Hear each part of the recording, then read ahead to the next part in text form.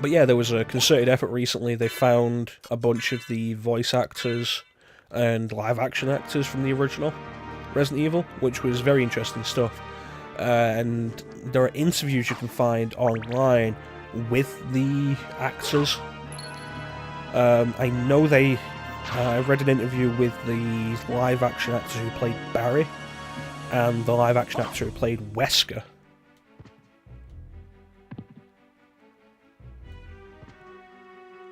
Well, that's not supposed to happen.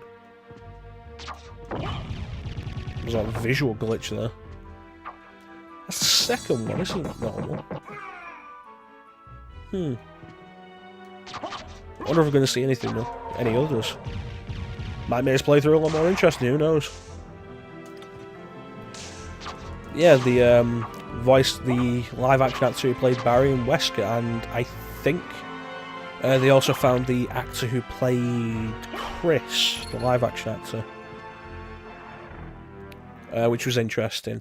If you're interested in that stuff, it is easily found on Google, and it was quite interesting to learn about the behind-the-scenes stuff of the original Resident Evil, because it's infamous for its poor quality of voice acting, and I think even by 1996, live-action FMVs in games were poorly considered. By that point, you already had a lot of bad stuff, like there was Critical Path,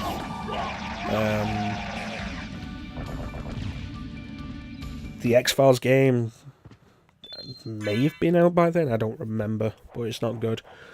The FMV game, not the PS2 game.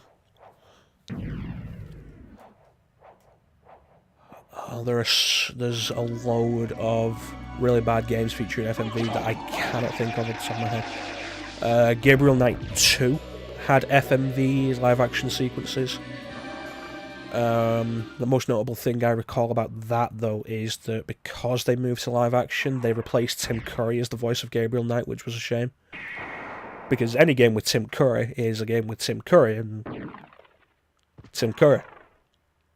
You know? But the Seventh Guest had live action FMVs in it, which are some of the most hilarious parts of the game. Is that working now? Yeah, it's not glitched anymore. That's weird. I do not know what was going on with that. I always see some other stuff like that'll make this more interesting.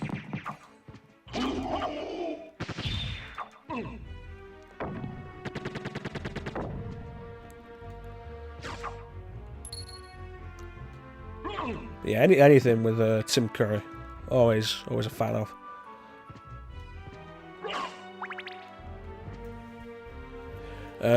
With the exception of the Rocky Horror Picture Show reimagining that Fox did.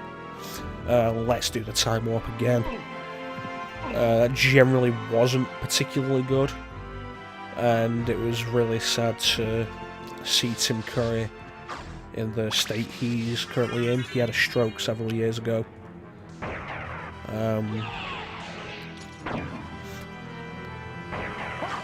And he's still Tim Curry, still amazing actor, but to see just a person who was so full of vitality and life,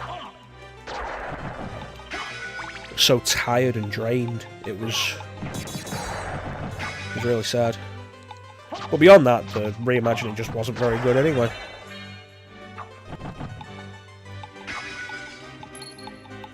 Ferngully is only really worth noting for Tim Curry as the Smog Demon. He has a name, I don't remember what it is.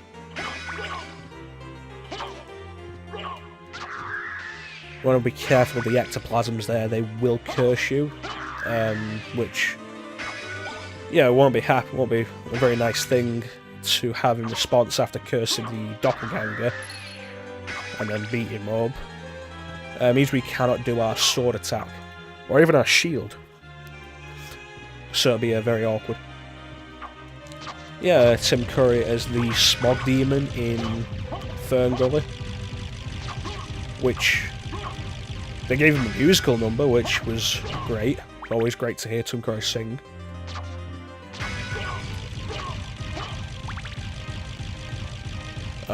As far as his video game work goes, though, like I say, we'll go on. We'll keep doing this long enough. This is the first Let's Play. If we keep going after this for long enough, there is Dragon Age Origins, where he played Arl Howe, and Command & Conquer Red Alert 3, which was recently added to backwards compatibility on Xbox One, which was really nice. He played the Soviet Premier.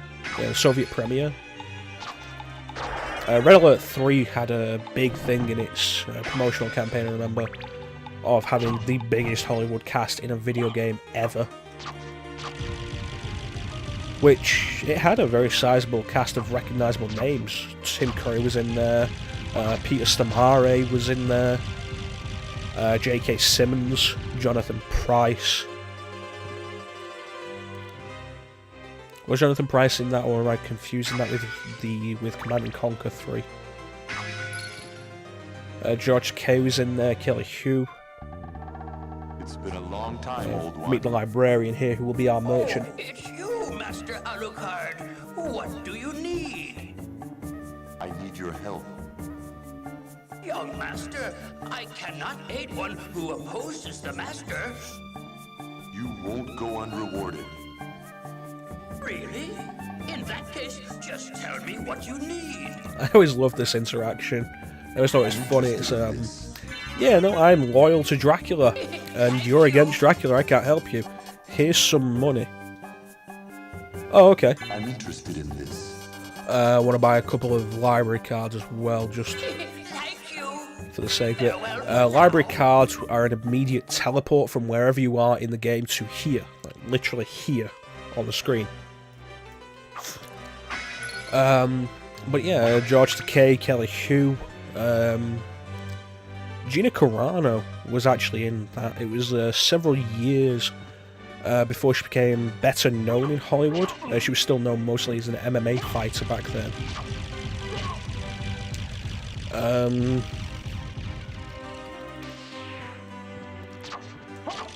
Before her roles in Deadpool and Fast and Furious 6? 5? The one with Luke Evans. Yeah, I think it would have been 5, yeah.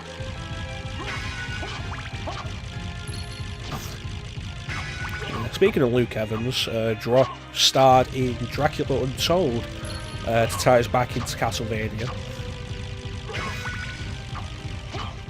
Originally going to be the launch of Universal's Monsters series. But Universal felt it didn't do well enough. So they made the next Monsters movie the official start of their Monsters series, The Mummy, which hilariously did even worse. I've been cursed. Might as well use an uncursed then.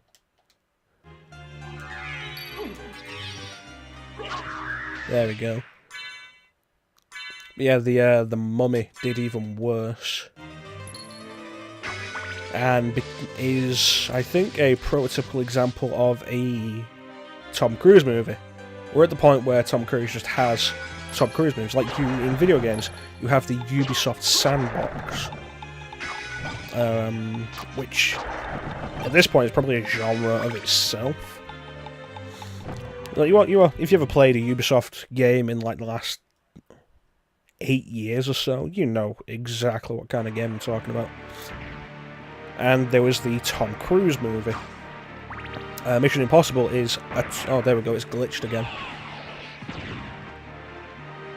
Interesting.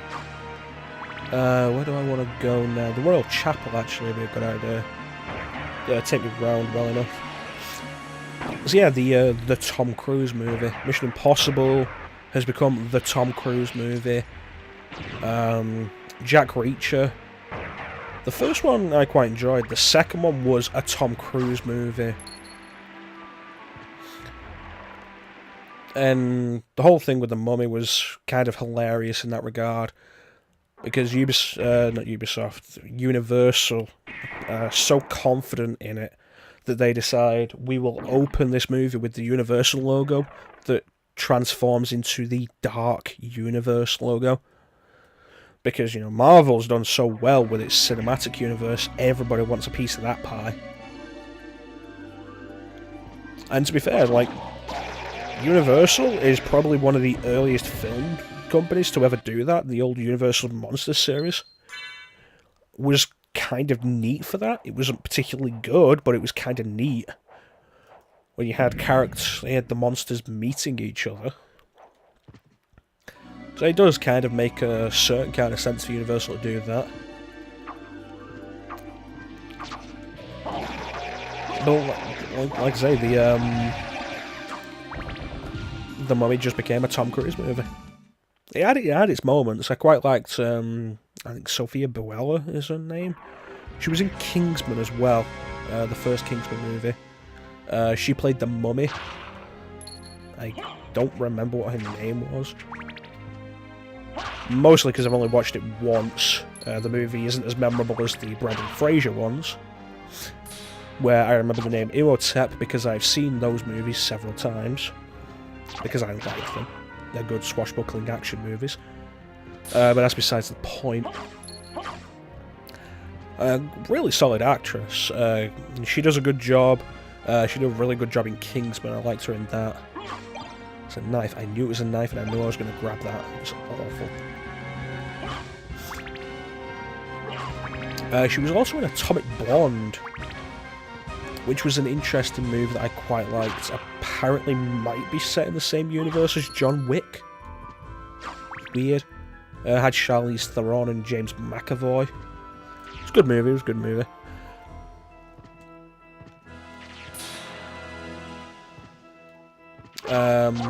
Also, Russell Crowe. Back to the Mummy. Russell Crowe as Dr. Jekyll, which I really enjoyed his performance. It's a weird thing. I did not like Russell Crowe when I was younger, or when he was younger. Stuff like Gladiator, I really don't like. I think it was a massively overrated movie.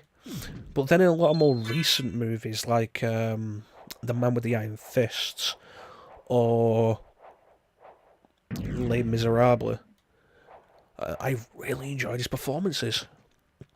I think he did really well as Dr. Jekyll, and I would have preferred it if it was Dr. Jekyll versus the Mummy rather than, Tom Cruise versus the Mummy. His character had a name, I don't remember what it was. It was Tom Cruise. So the Jewel of Open that we bought from the librarian lets us open these blue doors, which did restrict our exploration earlier, and our second meeting with Maria. So, we meet again, Alucard. It seems so. As friendly as ever, I see. It's strange. This castle is different than I remember it. This castle is a creature of chaos. It may take many incarnations. So That's I a can't famous trust my line memory, to huh? justify Oh, the way well, that I'll do my every best. Castlevania game Good luck. has different level designs in a lot of areas. There's a lot of areas that are the same. In a bunch, like the castle entrance is usually the same. If you play the original Castlevania and then you play like Castlevania 3, I think the entrance is very much the same, and it was the same in Bloodlines. I think it was the same in Rondo of Blood, but it's been a while since I've played that. I took a cursory look at it for Requiem, but I was more curious about which version of Symphony that they'd put on there.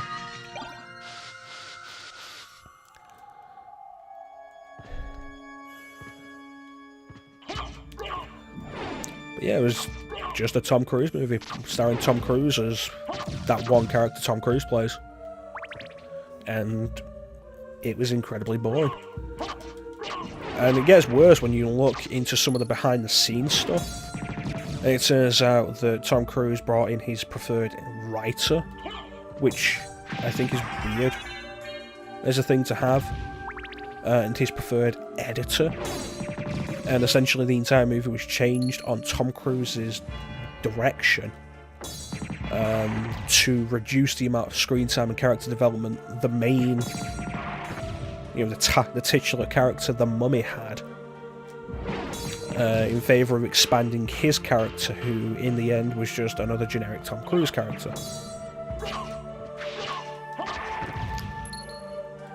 Which I think at this point is getting kind of sad.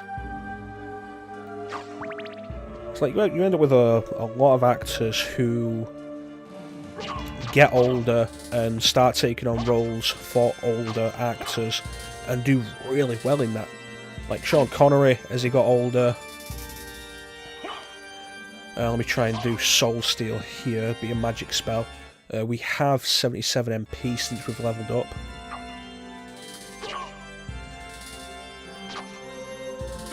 There we go, Soul Steal. It's a little tricky to pull off. I used to be more consistent with it. If you look in the top left, our magic meter, the blue bar, has gone down. It damages everything on the screen that can take damage. Not even just enemies, it'll break candles, like a candle pot there. It'll damage breakable walls, which I think is really interesting. It's not a bad way to try and find breakable walls. And for every bit of damage it does to enemies, it will take life and give it to you. For every bit of damage, you gain 8 points of health back. And in some situations, it can bring you from... I've had it to bring me up from around 30 HP to over 200 against one boss. It's crazy. So this is the confessional. It's an interesting area. This priest is closing the curtain, so I'm going to move. Because that happens. If we go to the other side and take a seat.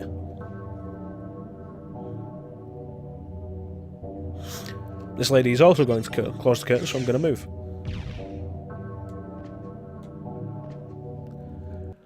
There are actually two versions of the priest and the lady.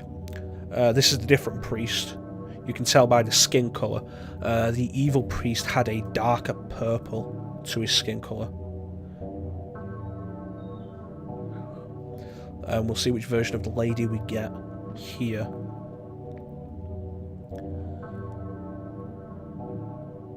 It's the same version. I think the other version has an orange dress. But that's all this room really exists for. I think you can get grapes by doing something. I don't remember the specifics of it.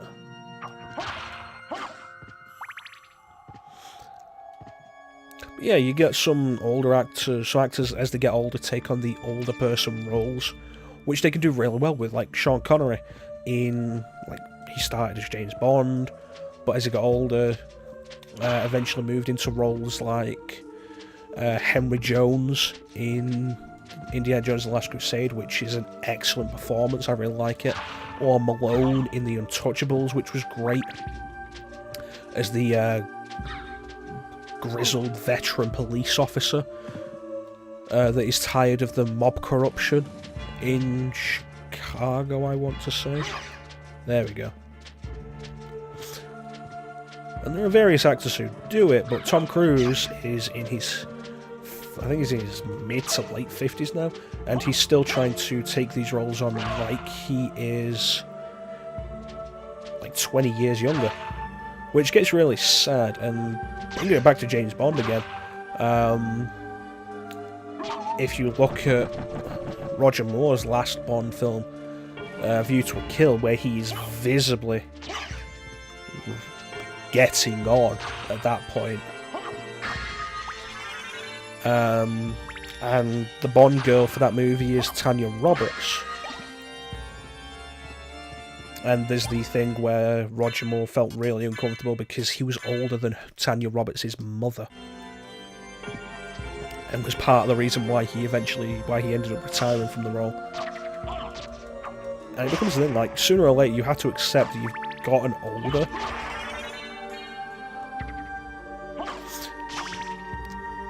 I mean, Tom Cruise can turn in some really good performances, but I feel like we are at the point where he's turning in one performance for everything, which is a shame, because when he decides to be a little different and have some more fun, he can be really good.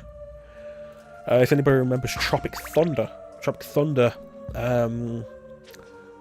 I didn't enjoy much as a movie. I remember I saw it in the cinema when it came out and didn't enjoy it that much. For anybody who doesn't remember the name in particular, it's that one movie where Robert Downey Jr. is black. And Tom Cruise plays a balding, overweight producer for the movie, and it is one of his best roles. It's hilarious and really well done, and it's a lot of fun. But in recent years, he has just gone on to do the one Tom Cruise role where he's the hero, and I think probably at this point, like, one step below what Steven Seagal did in all his movies.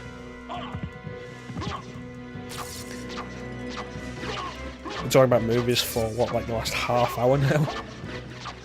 I was playing Castlevania, you know. But no, it's important we talk about Tom Cruise's career.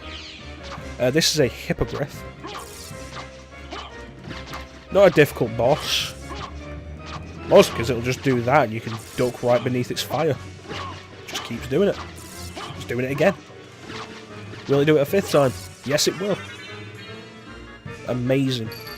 It's worth noting the way this boss dies doesn't explode into flames like all the other bosses do.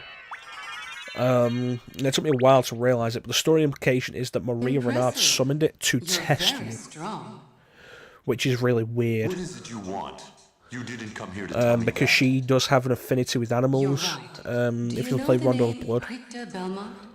Her attacks were all animal-based. She threw birds and cats and stuff, and it was really interesting. Alucard, the image he imagines is Trevor Belmont from, literally, the sprite of Trevor Belmont from Castlevania 3. Which is kind of neat, because Castlevania 3 was the last time Alucard was active. More people these days are probably aware of Alucard and Trevor Belmont in particular, of the Belmonts, thanks to the Netflix series, which they brought out the second season of that late last year, and I did quite enjoy. As a Castlevania fan, I had some complaints, but as a TV show, I thought it was really good. As a Castlevania fan, I was annoyed that they didn't use more Castlevania music, but that's not the point. Like, one of my big complaints about the first season, aside from it only being 4 episodes, was like, Castlevania has such a rich musical history that if you're listening to the commentary on this, you cannot hear because I am talking over all of it. But it has a really rich musical history. Excellent legendary track pieces like Vampire Killer, Bloody Tears, Beginning, of course, Heart of Fire, Aquarius. We check this sword that we just got. It is better. Excellent. Dance of Illusions. There's a lot of really excellent tracks, and the series didn't really make use of any of it. Although Season 2 kind of placated me a little bit with that. There is a scene, I think it's around the beginning of episode 7 of Season 2, where they start playing Bloody Tears, and it is glorious. Little disappointed it wasn't Beginning, because Beginning is the Castlevania 3 song. But Bloody Tears is very recognisable, and is awesome, and they had this really good rendition of it that I did really enjoy. I went back and listened to it on its own. I bumped the mic again. I apologise for that. Again, itching my nose. Like, good work, Shaun, you klutz.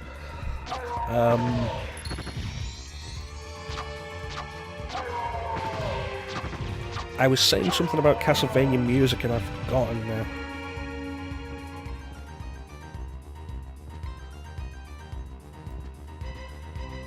I'll go there in a moment. Castlevania music.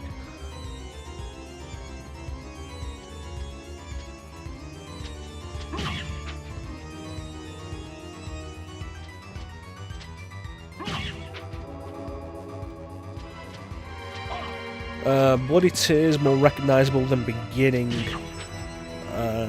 mostly because of its really excellent opening beats.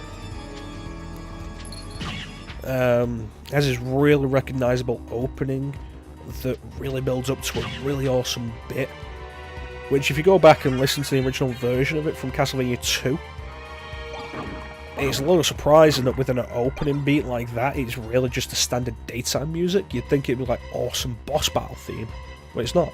It's just the music that plays when you're travelling around during the day, which is interesting. Yeah, it was a really awesome rendition. I went back and listened to it afterwards on its own without the show playing over it. And it's a really good version. I really enjoyed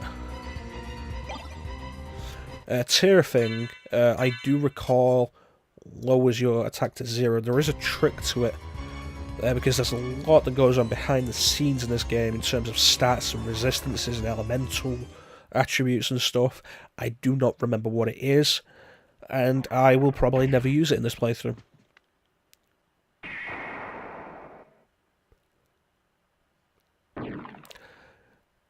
And if I leave the video for this up long enough, maybe somebody will tell me what Tear-Thing is actually good for, and how it's actually pronounced.